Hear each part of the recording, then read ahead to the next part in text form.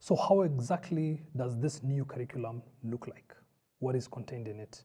And as I said earlier on, it's a long document, 145 pages, but we've extracted elements of it just to show you how it's designed and what went into it.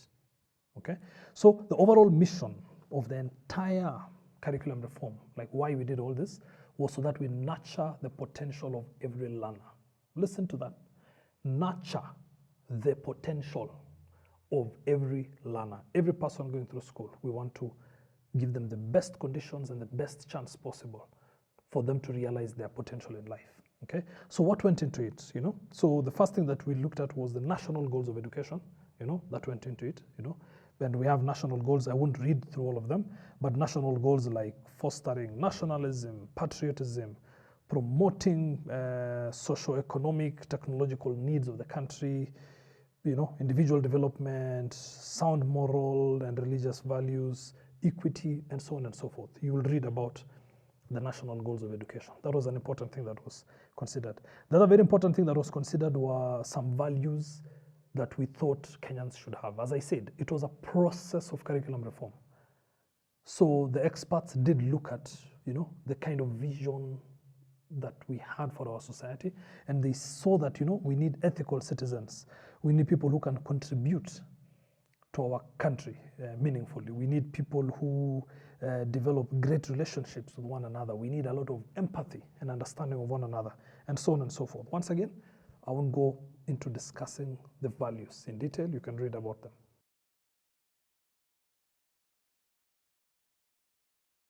The two other things that went into the creation of this curriculum that I would like to highlight a bit more were, number one, some theoretical approaches. Now, when I say theory, I know you're tempted to slip, okay? Don't slip. A theory synthesizes all the learning of the world into something that we can read as one piece. Theories are super important. They are amazing work done by great people who've sort of synthesized all the knowledge in the world into one thing. And this new curriculum of ours looked at some very important theories that contributed to the design of the curriculum. And there are three main ones that I want to highlight. The first one is something called the instructional design theories, theories related to instructional design. Instructional design, instruct, I'm instructing, okay? Instructional design. How should we design the way we are instructing our people? It has to change. It's one of the biggest things that has to change in the new curriculum. Before, we were content to have the kids sitting there. I read you the notes, you write the notes, you'll set the exam later, okay? But that has to change. Those of you who've experienced CBC so far have seen that change, have seen that difference, where it's more student-centered now. We've sort of changed the instruction so that now we are focusing more on following students and the kind of activities that they can do. And a teacher is no longer the one with all the knowledge, because you can Google these days, okay? A teacher instead is a facilitator, okay? A person that helps people to be able to learn. So we looked at various instructional design theories in the creation of this new curriculum, and that's what went into it, okay? So instructional design is, because of that, very important. As you can see, you yourself, you might be complaining about the way you are taught, okay? Very many of us have that complaint, I don't like the way I was taught. I only used to be lectured. I hated the classes. That was the whole business of instructional design. Okay? So the instructional design theories really matter because of that. The other set of things that went into it is a very important theory called the visible learning theory. This, in my opinion, is one of the more important theories that went into here, because visible learning theory and theories similar to it basically ask the question, what matters the most? Is it giving them more homework? Is it making them to wake up at 5 and to sleep at 11? Is it, caning them when they can't remember? What is it? I've summarized it that way, but I would really encourage you to maybe read about it some more for you to really understand the whole concept of the visible learning theory and how it contributed to the design of the new curriculum that we have. And the third one is theories related to the construction of knowledge. Okay? Basically, those theories say that we construct knowledge based on very many things, including our environment, okay? Our social environment, you know.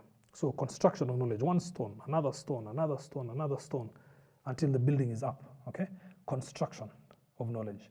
So construction of knowledge relating to our environment is if I come from a large family, you know, the way I look at the world is different than if I come from a smaller family. If I live in a very rural part of Kenya versus if I live in a very urban part of Kenya, we all have different experiences, we all construct knowledge in different ways. So those are the theories that went into it. What that means is the experts designing the curriculum looked at all these theories and it informed the choices they made when it comes to the design of the curriculum.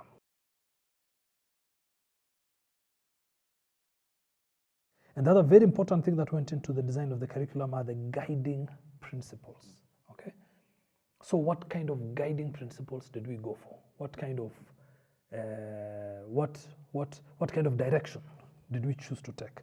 And there are about 6 guiding principles that were identified, and it's important that I mention them, okay? So that you really understand what the guiding principles are. The first one is the guiding principle of opportunity, okay? So opportunity here, we're talking about giving equal access to people, that's one. And also, a very important part of opportunity is giving people the chance to discover their true potential, okay? So that's what the guiding principle of opportunity means. The other important guiding principle is one on excellence, whereby we want to give people the chance to excel at that which they are good at, okay? Somebody's good at photography, please go on. Somebody's good at running, please continue. Somebody's good at singing, we want more songs from you, okay? That's what we mean by excellence, where we give people the chance to excel in the things that they are good at doing. The other guiding principle is the diversity and inclusion, for a very simple reason that Kenya is a very diverse nation, okay? We have Muslims, we have Christians, we have Hindus, we have all sorts of tribes, we have all sorts of ethnicities. We are very different, okay? So we have all that diversity. And all these differences are things to be celebrated. They are things that make us stronger. They are things that make us better.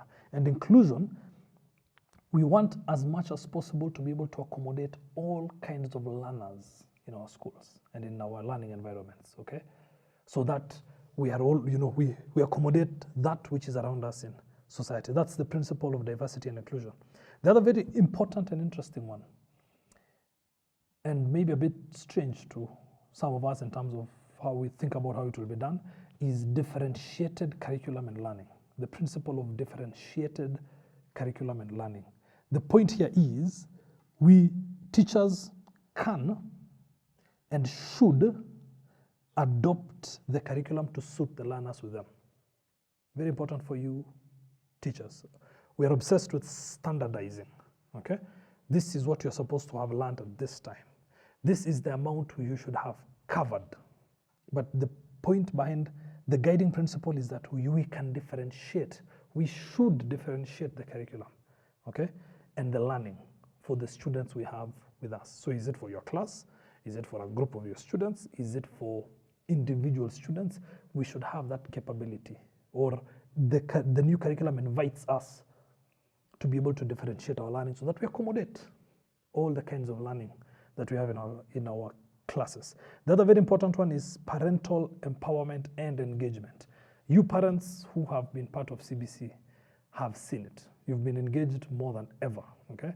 Some of you have, you know, you've used scissors to cut papers, you have drawn things, you have sung songs, you have done all sorts of things, okay? That's part of parental engagement.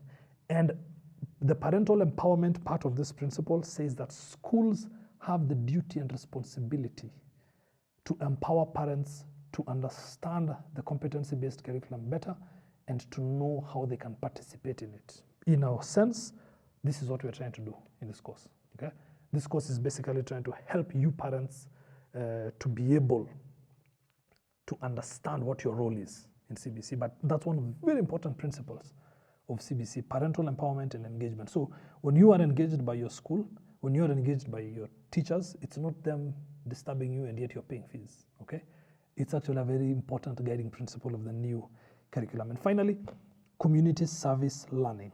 We need our kids to be exposed to the real world activities around them, the society around them, what people do around them, you know, and the problems in the society. We need them to be fully engaged in that. That's what we mean by community service learning, for them to be able to develop their social skills, to be able to develop their analytical skills, their responsibility, etc. That's what we mean by community service learning.